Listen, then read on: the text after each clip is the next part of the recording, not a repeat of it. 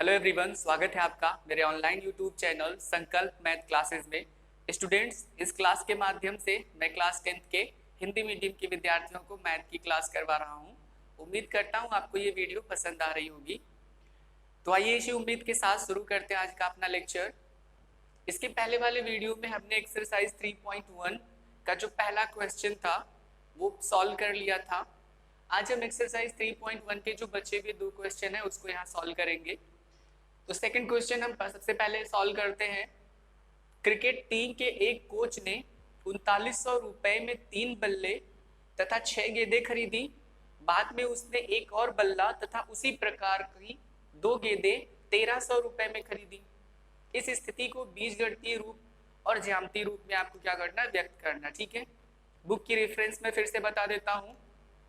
Class 10th की जो Hindi medium की एनसीईआरटी की बुक है, क्वेश्चंस वहीं से लिए गए हैं। आप क्वेश्चंस को देख लीजिएगा और सॉल्यूशन को यहाँ से समझते हुए चलते हैं। ठीक है, तो देखिए इसमें बोला क्या गया है कि एक क्रिकेट टीम का एक कोच है जिसने 3900 रुपए में 3 बल्ले और 6 गेंदें खरीदी हैं। ठीक है, और फिर उसने क्या किया, बाद में एक और बल्ला तथा उसी प्रकार की 2 गेंदें 1300 रुपए में खरीदी। फिर इस स्थिति को आपको क्या करना है, बीजगणितीय रूप और ज्यामितीय रूपों में क्या करना है, व्यक्त करना। ठीक है, इसके पहले वाले क्वेश्चन से हमने सीखा है कि किस तरीके से ये जो स्टेटमेंट दी हुई होती है, यानी ये जो कथन लिखा हुआ होता है, इसकी मदद से हम इक्वेशन किस तरीके से लिखते हैं। जो समीकरण हम बनाते हैं दो चरों में, उसी को हम क्या बोलते हैं, बीजगणितीय रूप। ठीक है, तो आइए देखिए कैसे करते हैं। तो यहाँ पर एक बल्ला और फिर गेंद, यानी कि दो चीजें हैं जिनका मूल्य हमें नहीं पता है, यानी वो निश्चित नहीं है, तो उसे हम चर मानेंगे। इसलिए हम मानते हैं, माना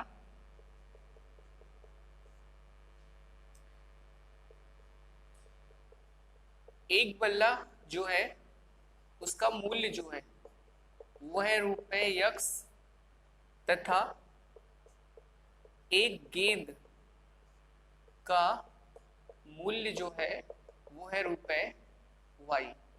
यानी एक जो बल्ला है, एक बल्ला, उसका जो मूल्य है यानी वो x रुपए में मिलता है और एक गेंद जो है वो y रुपए में मिलता है। ठीक है, तो यहाँ पर देखिए दो शर्त यहाँ पर भी है, तो हम एक तरफ लिखते हैं प्रथम शर्तानुसार या पहली शर्त, या इसी को पहली स्थिति भी बोल देते हैं।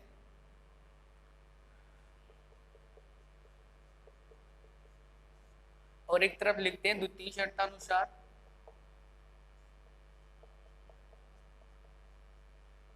प्रथम शर्तानुसार और द्वितीय शर्तानुसार। प्रथम शर्तानुसार क्या लिखा हुआ है कि कोच ने 3900 रुपए में 3 बल्ले खरीदे हैं और हमें पता है एक बल्ले का मूल्य जो है वो x रुपए है, तो 3 बल्ले का मूल्य कितना हो जाएगा, 3x। और 6 गेंदें खरीदी हैं, तो एक गेंद का मूल्य अगर y है तो 6 गेंद का मूल्य कितना हो जाएगा, y। तो प्रथम शर्तानुसार जो कुल मूल्य है यानी वो हो जाएगा 3x। 3 बल्ले हैं, एक बल्ले का मूल्य x, तो 3x और फिर प्लस 6 गेंदें यानी 6y। इन दोनों रुपयों को जब हम मिलाएंगे तो टोटल कितना दिया हुआ है, 3900। देखिए ये 3 दूनी 6 और 13 दिया 39, यानी 3 इसमें उभयनिष्ठ है, तो 3 से अगर हम भाग कर दे तो यहाँ x हो जाएगा, और जब 3 का भाग 6 में जाएगा तो 2y हो जाएगा, और बराबर यहाँ कितना, 1300। ये हमारा इक्वेशन नंबर फर्स्ट, यानी बीजगणितीय रूप में हमने इसे कन्वर्ट कर दिया। ठीक है,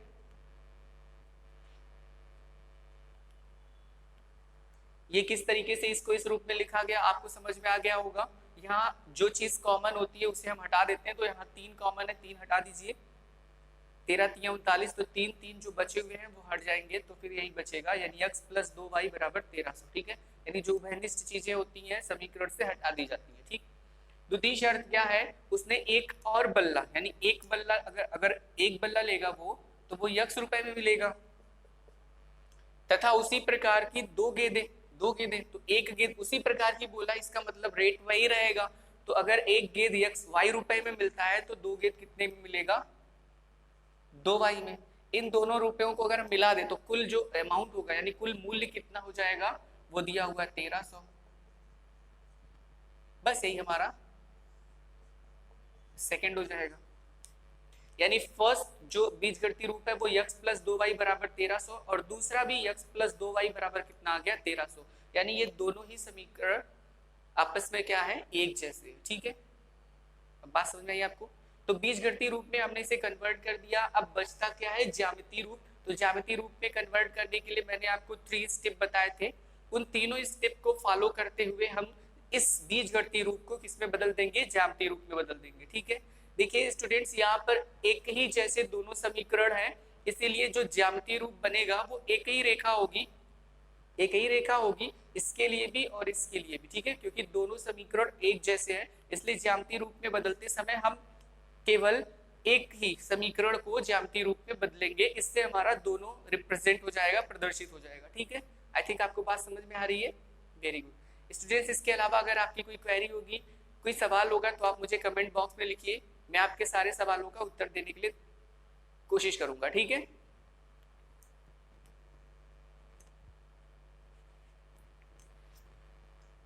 चलिए फिर हम इसको ज्यामितीय रूप में परिवर्तित करते हैं।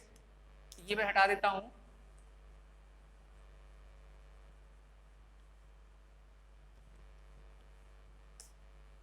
देखिए जो समीकरण यहां से निकल कर आया है बीजगणितीय रूप,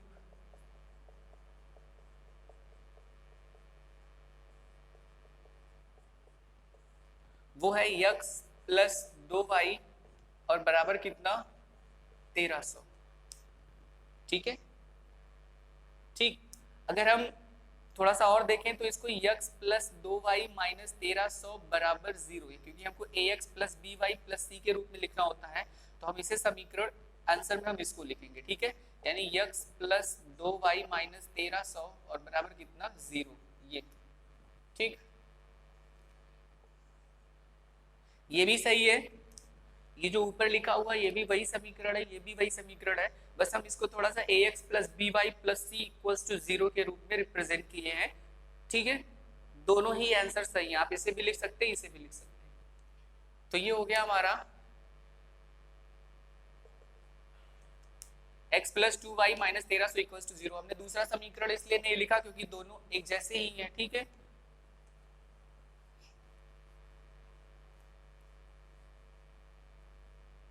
चलिए अब स्टेप 1 में हम क्या करते थे, स्टेप 1 में हम इस पूरे समीकरण को या तो x या फिर y में कन्वर्ट कर देते थे। तो हम इसको कन्वर्ट करते हैं, x को यहीं रहने देते हैं और बाकी सबको इस तरफ यानी बराबर के दूसरी तरफ प्रतिस्थापित करते हैं। तो जो प्लस है वो माइनस हो जाएगा और जो माइनस है वो क्या हो जाएगा, प्लस। ये सारी चीजें आपको समझ में आई? कल भी हमने ये सब किया था, तो अच्छे से आपको समझ में आ रहा होगा। फिर अभी क्या करते हैं, ये तो पहला स्टेप हो गया। दूसरे स्टेप में हमको क्या करना होता है, इस तरीके से टेबल बनानी होती है, एक पर x और एक पर y लिखना होता है। फिर जो चीज स्वतंत्र यानी y की वैल्यू हम अपनी तरफ से रख सकते हैं, x निकल सकता है। तो y इक्वल्स टू, अगर हमने सपोज दैट 500 रखा, तो इसको जब हम सॉल्व करेंगे तो -2 इंटू 500 यानी -2 गुणे 500 और प्लस कितना, 1300। इसका गुणा हो जाएगा माइनस में 1000 और प्लस कितना, 1300। विपरीत चिन्ह है तो घट जाएंगे, कितना आ जाएगा, 300। तो ये हो गया कितना, 300। फिर y बराबर अगर हम 600 रख दें, तो ये जहाँ 500 है वहाँ 600 हो जाएगा, जहाँ 1000 है वहाँ 1200 हो जाएगा और ये घटकर कितना आ जाएगा, प्लस में 100, क्योंकि 1300 अभी भी बड़ा है, तो ये प्लस 100 हो गया। अगला काम हम क्या करते हैं, x कामा y यानी निर्देशांक के रूप में। तो x निर्देशांक यहाँ 300 कामा 500 और दूसरा बिंदु जो है वो 100 कामा कितना है, 600। x निर्देशांक आगे होता है, फिर y निर्देशांक होता है, यानी x की वैल्यू आगे लिखेंगे और y की वैल्यू उसके बाद लिखेंगे। इस तरीके से हमको दो बिंदु मिल गए। हमने बताया था कि पर्याप्त है दो बिंदु किसी भी रेखा को खींचने के लिए, ठीक है। तो चलिए देखते हैं अब इसको किस तरीके से खींचते हैं, यानी इसका ग्राफी निरूपण। तो फिर इस तरीके से हम क्या करेंगे, ग्राफ पेपर पर x अक्ष और y अक्ष बनाएंगे, इस पर पॉइंट्स लिखेंगे। लेकिन यहाँ ध्यान दीजिए, देखिए ये सब के सब 100 के मल्टीपल हैं, यानी 100 के गुणज है, 100 200 300 400। तो यहाँ हम 1 2 3 4 5 6 अगर लिखेंगे तो ये काफी बड़ा हो जाएगा। इसलिए हम क्या करते हैं, सीधे जो ग्राफ बनाते हैं वो 100 का बनाते हैं, यानी बीच में हमारा 0, फिर यहाँ लिखते हैं 100, फिर 200, मतलब इनके बीच का गैप 100 यूनिट, यानी 100 इनके बीच का गैप है। फिर 300 400 500 600, ऐसे ऊपर भी हमारा हो जाएगा 100 200 300 400, 500, फिर 600, 700। इस तरफ हमारा माइनस में हो जाएगा, सारे नंबर्स जो होंगे वो सबके सब माइनस में होंगे, और इस तरफ भी हमारे सारे नंबर क्या होंगे, माइनस में।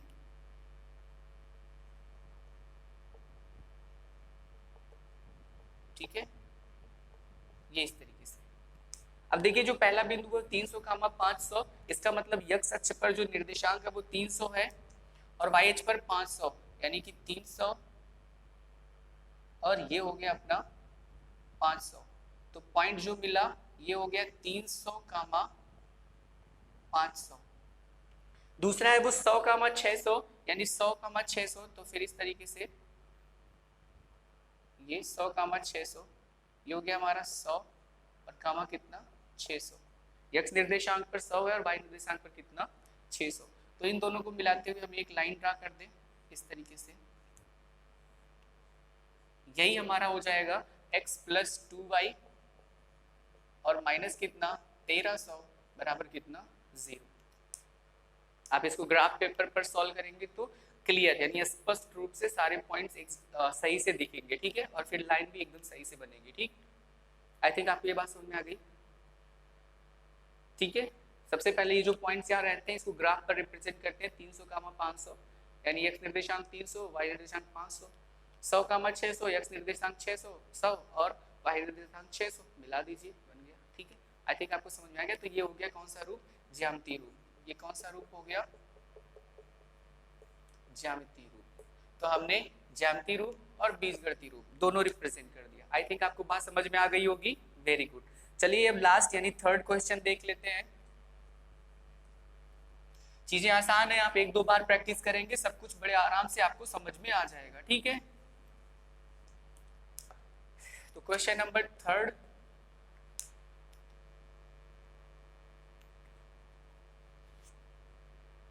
क्वेश्चन है 2 किलोग्राम सेब और 1 किलोग्राम अंगूर का मूल्य किसी दिन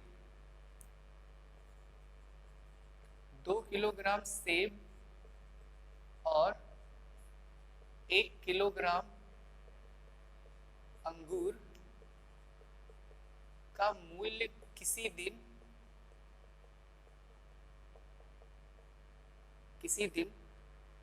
160 रुपए था। कितना था, 160 रुपए था। फिर क्या बोला है, एक महीने बाद, कितने महीने बाद, एक महीने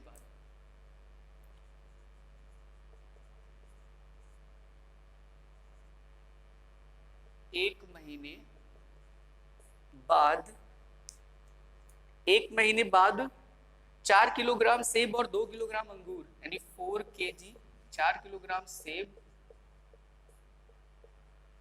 और 2 किलोग्राम अंगूर का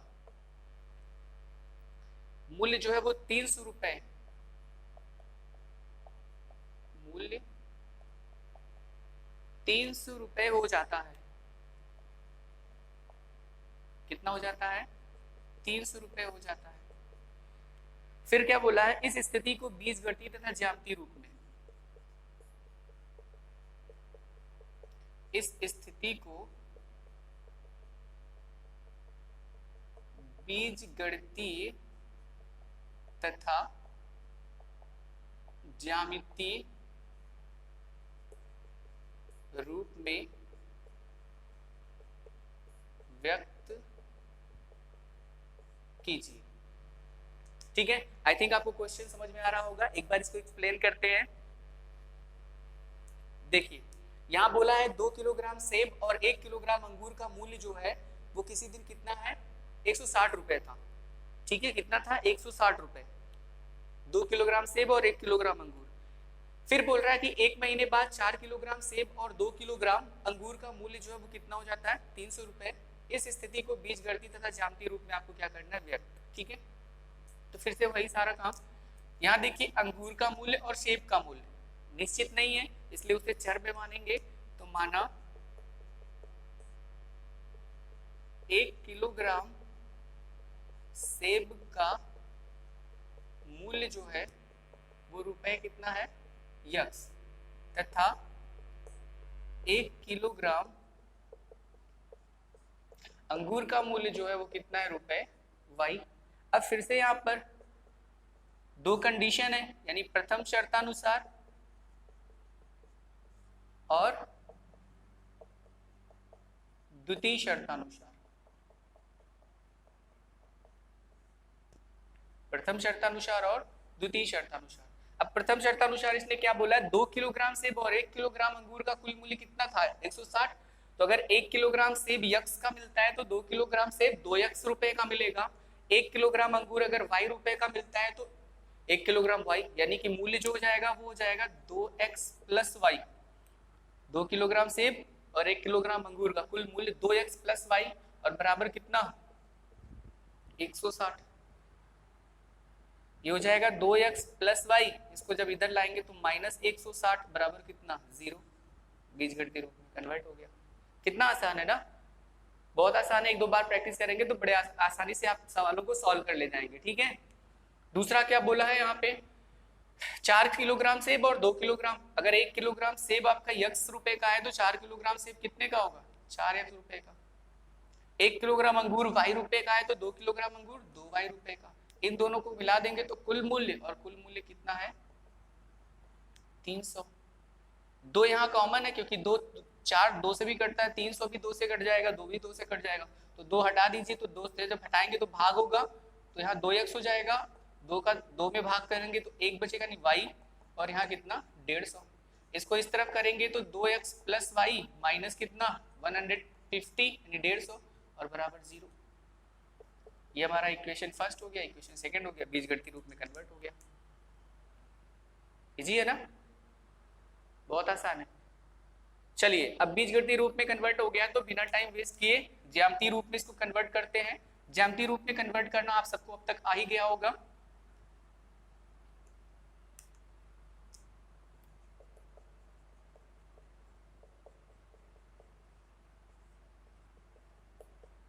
बीजगणितीय रूप यानी 2x plus Y minus 160 equation first, और 2x plus Y minus 150 equation बराबर 0, बराबर 0 इक्वेशन फर्स्ट और बराबर 0 इक्वेशन सेकंड।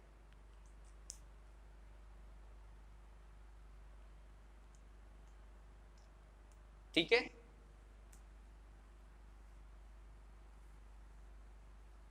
चलिए स्टेप 1 में इनको x या y में कन्वर्ट करते हैं, तो यहाँ y का गुणांक 1 है तो y में कन्वर्ट कर देते हैं। बाकी सब इन दोनों को इस तरफ भेजेंगे तो ये प्लस इधर आएगा माइनस 2x और ये माइनस इधर आएगा, क्या हो जाएगा प्लस। फिर वही अपना काम, टेबल बनाना। x की वैल्यू अगर हम 50 रख दें तो माइनस 2 गुणे 50 और प्लस 160, 50 दूनी कितना होगा 100 यानी माइनस 100 प्लस 160, विपरीत चिन्ह घट जाएगा तो प्लस में कितना 60। ऐसे ही अगर हम यहाँ 60 रख लें तो ये 60 हो जाएगा, 6 और 60 और 2 का गुणा 120 हो जाएगा, विपरीत चिन्ह अभी भी है तो फिर कितना बचेगा 40, 40 20 60। अब इसको अगर हम निर्देशांक के रूप में लिखें तो ये हो जाएगा 50 कामा 60 और दूसरा हो जाएगा 60 कामा 40।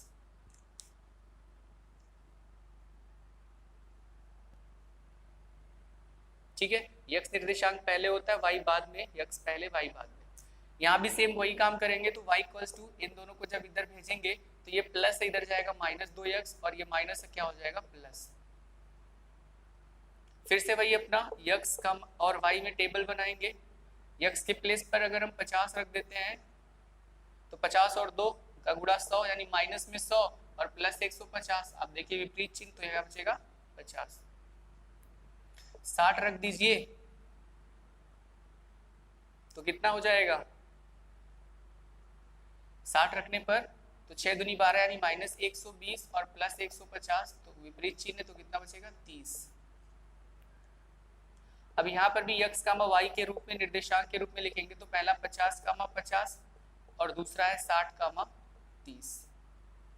ठीक है, अब जैसे ही निर्देशांक रूप में परिवर्तित होता है, ग्राफीय रूप में निरूपण आसानी से कर सकते हैं, यानी ग्राफ पेपर पर यक्स और वाई निर्देशांक बनाएंगे और चीजें सॉल्व कर देंगे। ठीक है, तो चलिए देखते हैं।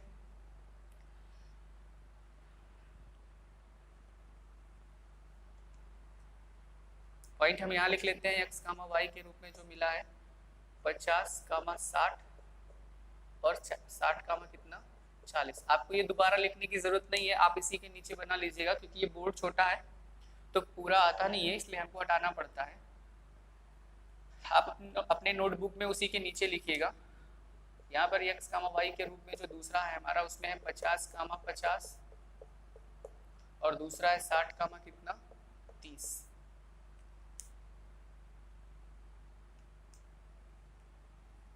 चलिए अब ग्राफ पेपर पर यक्स निर्देशांक और वाई निर्देशांक का निरूपण करते हैं। ये X Y, X dash Y dash, यहाँ भी देख लीजिए सब 10 के गुणज है ना, 10 के गुणज है ना, 50 भी 10 का गुणज है, 10 पचे 50, 10 चौक 40, 10 तिया 30, 10 छक 60। तो हम यहाँ पर 1 2 ना लिख कर क्या लिखेंगे, 10 20 30 40 50 60, इस तरीके से 10 20 30 40 50 60। इधर में सब माइनस में 10, माइनस में 20, माइनस 30, माइनस 40, माइनस 50, फिर यहाँ भी minus 10, minus 20, minus 30, minus 40, minus 50, इस तरीके से। अब देखिए पहला जो है 50 कामा 60 यानी एक्स निर्देशांक है 50, ये हो गया। वाई निर्देशांक है 60 यानी यहाँ पे, तो इस तरीके से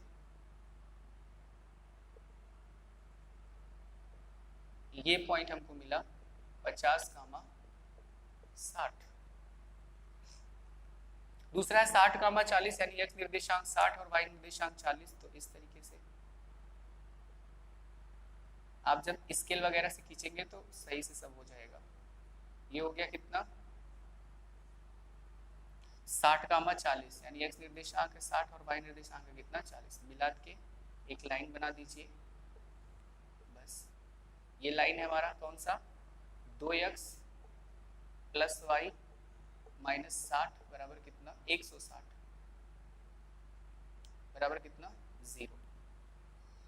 दूसरा क्या है 50 कामा 50 यानी 50 और कामा 50, तो इस तरीके से ये हो गया 50 कामा 50, ये वाला पॉइंट है 50 कामा 50। ठीक है, फिर दूसरा कितना है, दूसरा है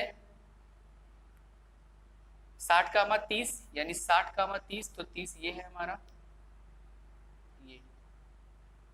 ये हो गया 60 कामा 30। तो अगर हम इसको भी मिलाते हुए खींचे एक लाइन तो देखिए इसके एकदम पैरेलल जाएगा, यानी समांतर, कहीं कटेगा नहीं, तो ये पैरेलल लाइन है। ये दूसरी लाइन है और इसका जो समीकरण है वो है 2x प्लस वाई माइनस 150 बराबर कितना 0। तो इस तरीके से हमने क्या किया, ज्यामितीय रूप में भी इसको प्रदर्शित कर दिया। तो ज्यामितीय रूप और बीजगणितीय रूप ये समांतर होगा, आप इसको जब ग्राफ पेपर पर बनाएंगे तो स्पष्ट रूप से दिखेगा। ठीक है, तो इस तरीके से हमने एक्सरसाइज 3.1 कंप्लीट कर लिया। एक्सरसाइज 3.1 हमने कंप्लीट कर लिया। तो आज की क्लास में इतना ही, बाकी सारी चीजें अभी नेक्स्ट वीडियो में हम पढ़ेंगे। तो स्टूडेंट्स अगर आपको ये वीडियो समझ में आए, पसंद आए, तो आप इसे लाइक करिए, शेयर करिए और सब्सक्राइब भी करिए। मिलते हैं अपने नेक्स्ट वीडियो में, तब तक के लिए धन्यवाद।